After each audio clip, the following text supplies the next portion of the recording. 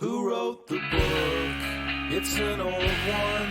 It's moronic, but it's striking.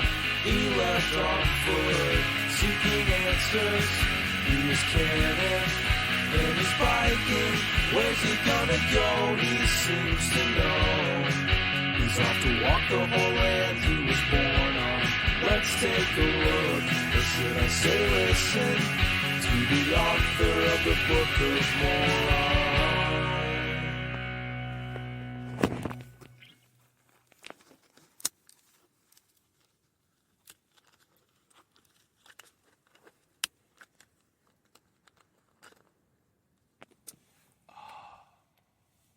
Black Box Chardonnay. Yeah, I am, well, what is the name of this shelter, actually? I forget. Peaks Knob, Picks, Pockets, Purple People, Peck's Corner Shelter. Got here really late.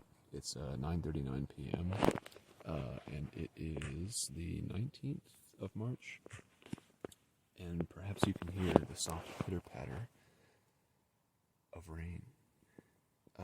But what you should hear a noticeable lack of is my frustration and hatred for my tent, because I got a new tent today.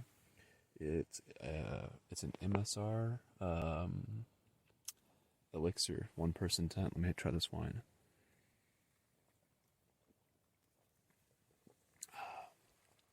Tasty. 13.5%. So let's hope that this clip gets a little wild. Got here super late. God, I'll go through my day chronologically, but every time I go through my day, I start to think about what most recently happened, obviously. It's at the forefront of my mind. And I wasn't really too pleased about coming to this shelter because it was 0.4 miles off of trail. And that's a pretty long trek just to go down to find some place to sleep. I will say, well, I do like the Smokies. I will not miss the fact that camping out here is particularly difficult. You don't really come across like stealth campsites where you can stay that's like not an official place, but obviously like a place people have stayed before. They try to maintain the Smokies so that you only camp in designated places. And aside from staying in the tower, I have had to camp in places where did I fucking camp last night? Oh yeah, in that little alpine alcove. So yeah, those are kind of hard to come by. So I won't miss that. But anyway, yeah, I wasn't too pleased to be coming down 0.4 off trail. And I would have loved to have kept going, but the fog rolled in and I couldn't see anything. I could barely see maybe 3 feet in front of me. And there's nothing that says you're a dumbass like hiking in fog in the Smokies at night in early spring. That sounds like a recipe for some terrible disaster. So I made my way down here to this campsite, and I just set up my tent in a place that seemed reasonable. It was very, very difficult to find a place. It was very reminiscent of when I got to Springer Mountain, just unable to find or see anything. And yeah, just hopefully not bothering people around me, because I don't even know that I'm around other people until I'm like practically on top of them.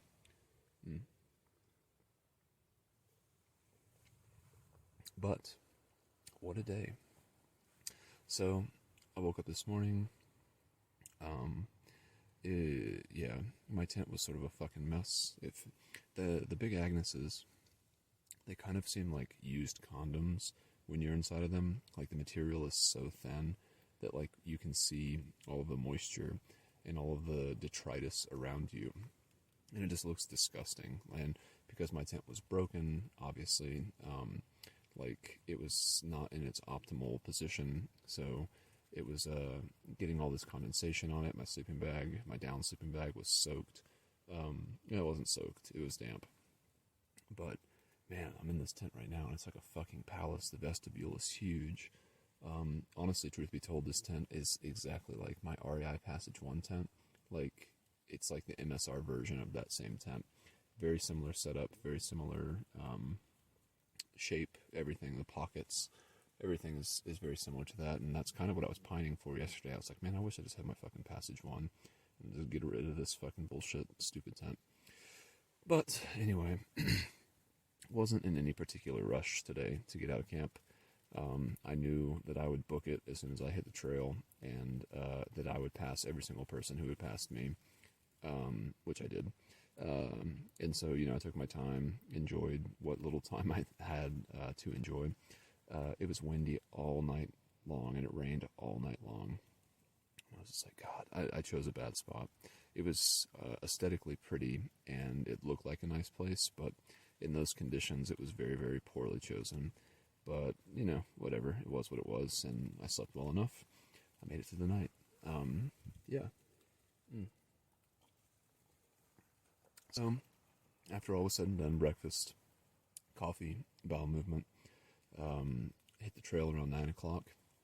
Fucking banged out 10 miles. Literally, again, running down trail. Running downhill is much easier than flats or up. And so just proceeded to basically go as fast as I could humanly go in order to get to Newfound Gap. Passed a bunch of people, told them what's up. Presumably they were the cultist Tramley members that I had met the previous day. The terrain wasn't particularly difficult up or down. It is like a lot of ridge walking today. There's actually a section of the Smokies that I'm very familiar with. Again, I think I did probably 5 of my shakedown hikes in the Smokies, and a lot of them were sort of done around the Clingman's Dome area. And so I actually didn't even go up to Clingman's Dome. It was very foggy. The weather was still pretty shitty this morning, although it was clearing out. And so I was like, I don't give a fuck about Clingman's Dome. Yes, technically it is the highest point on the Appalachian Trail, but it's not very, in terms, especially in a foggy, cloudy kind of environment, it's not going to give you any views that are any better than anything else you can get at any point, just walking on these ridges. So, completely bypassed that, couldn't give less of a shit. Fuck Clingman's Dome. I've been there several times this year already, and I had bigger fish to fry. So, got to the road, Newfound Gap, again, about, a little less than 3 hours, just fucking booking it. And when I first got there, I met some guy, I forget his name, but he was trying to hitch, and I got there, and I was like, okay, cool, maybe we could double hitch this bitch. And this other guy named Pack Rat, who might be a bigger figure in the AT community than I'm aware of, but he was saying that he would give us rides for $10 down to Gatlinburg. And I was like, in my mind, I was like, $10 is kind of steep. If he had said $5, I probably would have said okay. But $10 just to go down to Gatlinburg, no, I don't really want to do that. I haven't even tried hitching yet, and, I'm going to give it, for sure, the old college try. I'm going to do at least a 20 or 30-minute attempt at a hitch.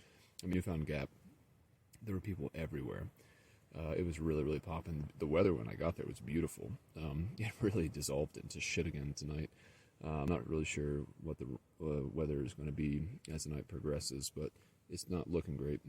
But hey, man, I'm so glad to be in this tent. This tent feels like a solid place. I feel comfortable and safe in here. Maybe I'll actually sleep better.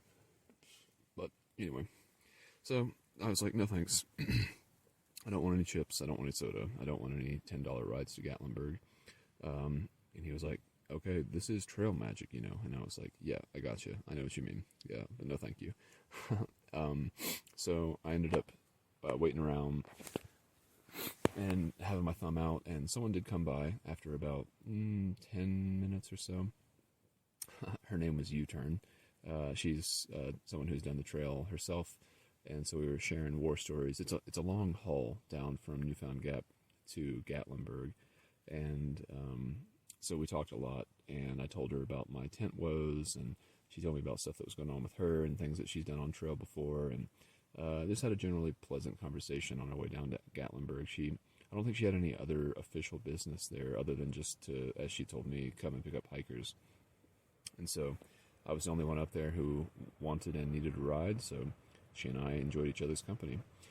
And as we made our way down to the outfitter, I was telling her, I'll figure out how I'm going to do everything. She was very kind. She was saying that she was going to, or she was very willing and happy to help me, take me over to Food City, which was like a couple miles down the road, and take me to the outfitter and take me anywhere else I needed to.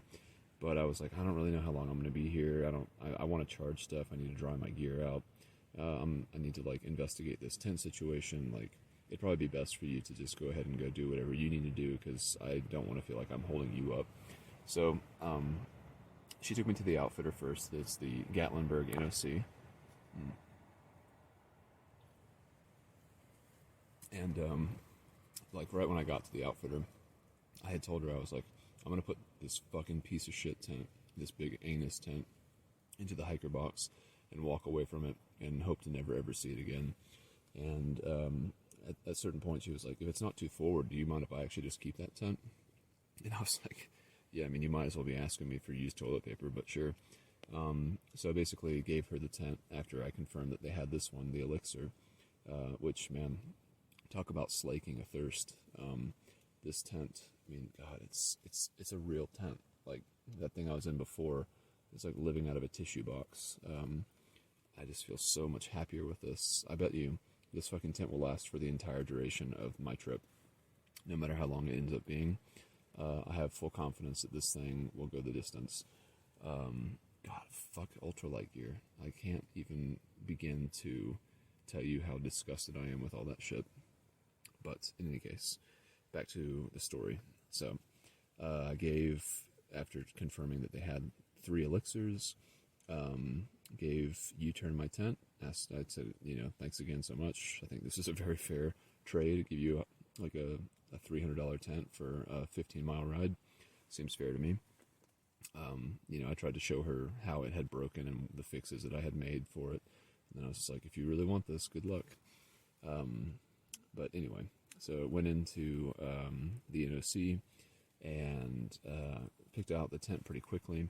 One of the things I've heard about these MSR tents is that they don't seam seal with any kind of like actual solution to keep the water out. And so I'm not really sure if that means I'm going to actually end up getting wet unless I seam seal it myself. But it did seem like there was some sort of a tape over the seams, so I guess I'll just wait and see if I have any kind of water intrusion and then treat it as I go, because that seam sealer stuff is like, it takes like 8 to 10 hours for it to cure. And I was like, I don't have 8 to 10 hours to sit around with my thumb up my ass while I wait for this bullshit to dry. So I elected just to get the tent. And because I was a thru hiker, they gave me a 10% discount. And so this tent was like, after taxes and everything, it was like $199, but with the discount, it was like $197. So pretty fucking sweet deal. Very happy with it. I mean, I would prefer not to have had to get a brand new tent, but, I guess it is what it is. And I am very happy to have this. And I feel, much better about everything in terms of my shelter situation now. I mean, it is twice the weight, and it's certainly a more bulky item that I've had to now add to my tent, or my gear setup and my backpack and everything. But honestly, I think it's worth every extra pound. It's just like, the shelter that you have is like a crucial part of not only your comfort, but also just like your survivability. And if I'm just continually getting into this shitty fucking big Agnes tent, getting my down bag wet every single time I go into it because of the condensation, like it can't really mediate condensation, and it's just such a fucking terrible tent. I mean, I've talked ad nauseum about it now, and I really do make myself sick just thinking about how much I hated that tent. But whatever. I guess I can walk past that now and move on finally. But yeah, being at the NOC was great. Again, Gatlinburg is fucking terrible. It's like, especially on a beautiful Saturday morning like today, the knuckle dragging ne'er-do-wells were out in droves. All the fucking old dudes in their stupid Corvettes were revving their engines, despite the fact that gas is like $4.50 a gallon. There was just a continuous flow of traffic that was just like unending. And I was just like, God damn, like, why are you guys all down here? Like, it was just very kitschy. And maybe you hear the freight train wind in the background. It was funny. And, being a hiker and walking like 6 times faster than the average person, I just kind of meandered my way through all of the throngs of people very quickly. And so, I asked them if I could go out into the back at the NOC and set this tent up just to kind of see how it worked. And so they let me do that. I was able to dry out all my gear. I was able to charge all my devices. It was really great. It was an excellent stop. I think I got to Gatlinburg probably around 12:30, and probably didn't leave. I didn't get back to trail until almost. Well, there was more to it, but I didn't get back on trail until about 5:30.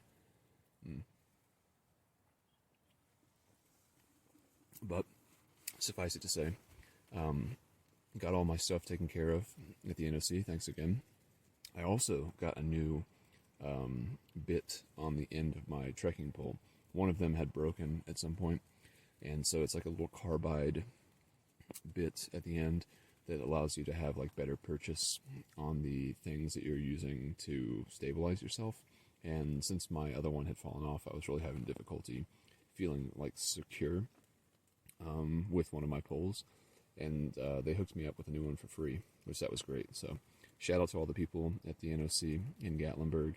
You guys are the only thing worth going to there, in my opinion. Great staff, had good conversations with all of them, joking and, just enjoying the fact that it's probably the most wholesome place that there is, that Gatlinburg offers. And went down the road about, 0.3, 0.4 miles to a Walgreens that had like this Kroger like intersection. So it was like a Walgreens drugstore, but it had like a pretty sumptuous Kroger style offering of grocery items. And so I was able to do a resupply, which I think I again got way too much food because I'm going to be out of the Smokies tomorrow, and probably at Standing Bear tomorrow night, early evening, which they should have pizza and beer. I'm really hoping for. But yeah, I'm about to eat a big ass dinner and enjoy myself. But I spent like $80 there. Got some hiker wine, a bunch of other goodies. I got my lunch. My lunch was a quarter pound of a half pound of turkey. What else? 4 fruit cups and fruit juice, drinkable yogurt, a naked green juice, and a pineapple mango water. All of them were great. I probably should have gotten more turkey, but yeah, man, it's just fucking living the life.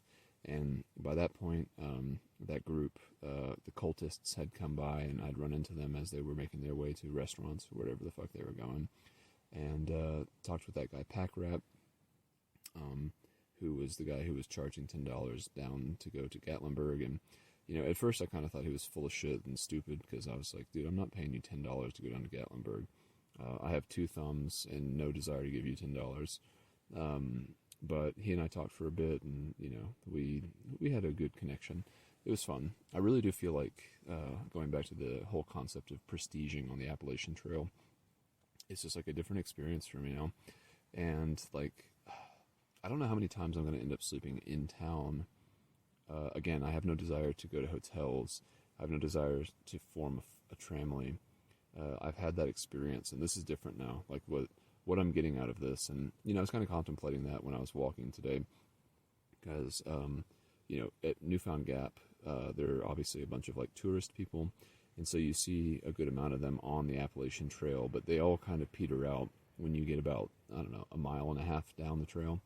And so, as the sun went down and the fog rolled in, and, I took a shit in the woods and, kind of got back to the solemnity of being alone and in the woods by myself late at night, I was like, man, this time around, like, the thing that I really like about the trail is not necessarily the social aspect, which is kind of the whole thing that made me want to do it again, like this time. Like, the social part of it was like I was the most excited about, which I still really enjoy. I love going into these places like the NOC, Fontana, Gatlinburg, talking with people, other hikers, trail legends, whoever they might be, what have you. But my status, not my status, but like my expectations and my desires are different this time. I desire to stay alone as an individual, and to keep moving. And ultimately, the thing that I love most about being on trail right now is the progression. I don't really care about like making friends, like lasting friends. I really feel like the ones that I made on the Appalachian Trail the first time were the most special, and I can't imagine replacing or, you know, upgrading to better versions of them. You know, that was like a very special experience, and I can't try. I will not compromise what my goal is day in and day out, which is to basically do whatever I want to do. Like, again, if I was with other people, trying to talk them into 10 miles after 5:30 p.m. would probably be a very hard sell. um, but anyway, resupplied at Walgreens, pretty expensive, like $80. And then headed back to the NOC, did a few more things. And then I was like, there's no way I won't be able to get a hitch back to the trail. So walked over, after talking with Pack Rat one last time, to the intersection of, I guess it's 441, and went down to like this area where there was a little pull-off. You know, there's a certain way you got to hitchhike so that you're like, you want to give people the ability to see you, to process what you're asking them, and then to give them the ability to like pull off the road and basically have a place where they can stop and say, okay, I'll take you where you're trying to go. And it took quite a while. People going out of Gatlinburg north towards, is it north? Maybe it's not even north. But people going towards Cherokee from Gatlinburg, they were not very nice.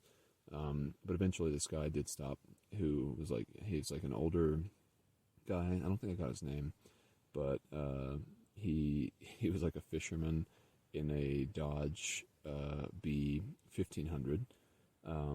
So a familiar van, very similar to the one I used to live out of. And yeah, he took me not super far up towards Newfound Gap. You know, having a multi-hitch is never preferred because, you know, it's a little bit more complicated when someone takes you like away from an area and then drops you off in another area where you have to then get another hitch. And so I was like, damn, I wish this guy would just take me all the way. And I tried to kind of talk him up a bit because I figured if we had like a good connection, he'd just be like, oh, I'll just help you out.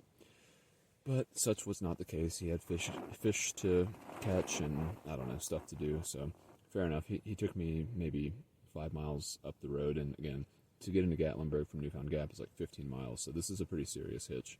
And it's like all up and or downhill, depending on which way you're going. Up to Newfound Gap, down to Gatlinburg. So this guy dropped me off at some like random pull-off where people were taking pictures of the mountains.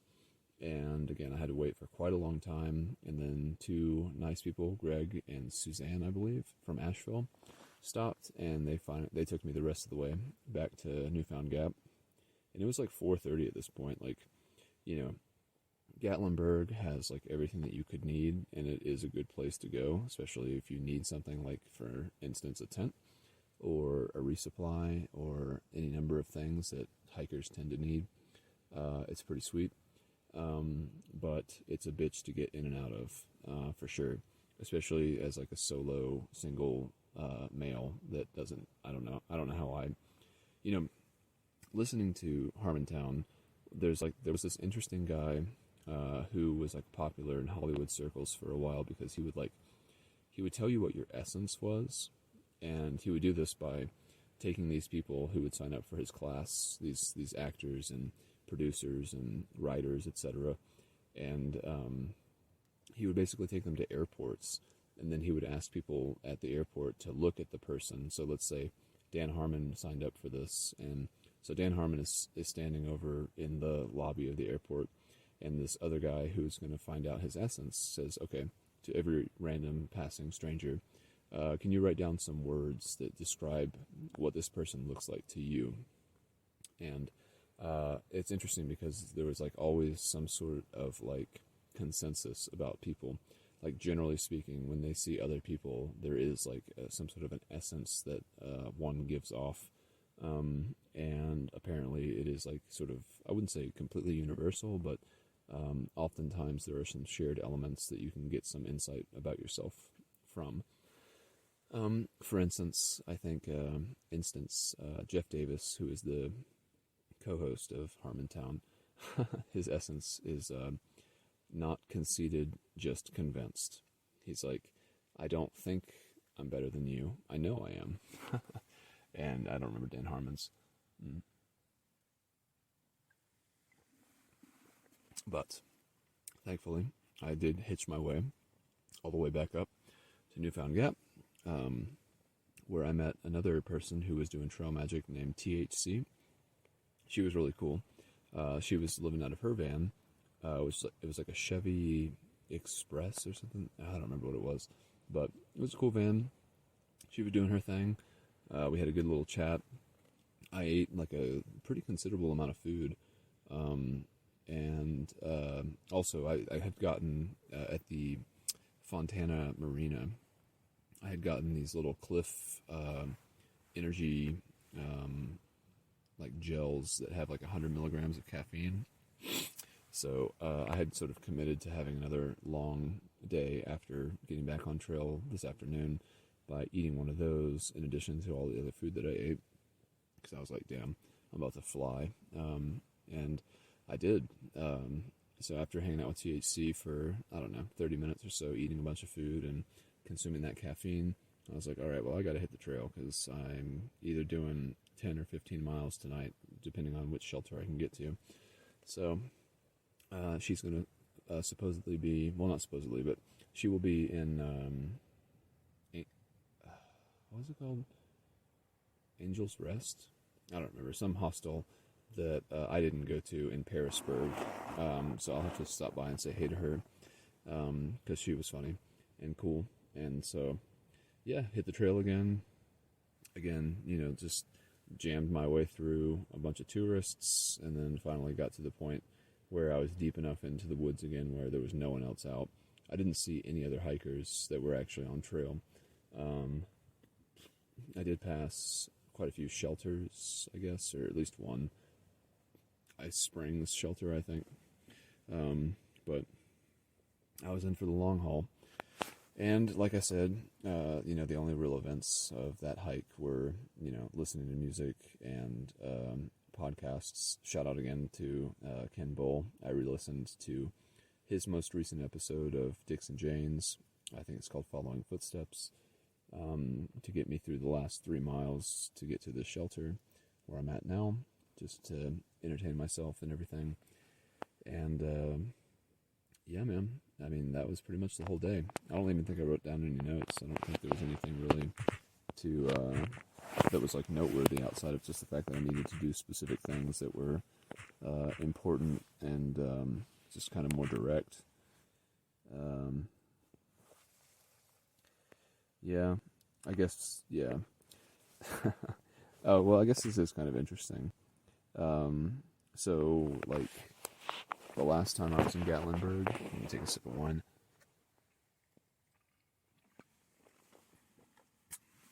Last time I was on the Appalachian Trail in 2019, and we went into Gatlinburg.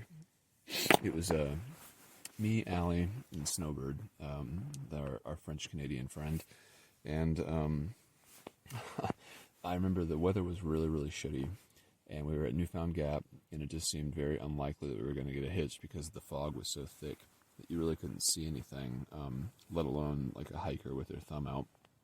But some kind woman in a van picked us up, took us all the way down. I don't know if she took us back up. I don't remember who took us back up, but it was probably not her, because we also went to that food city, and that was like kind of far away.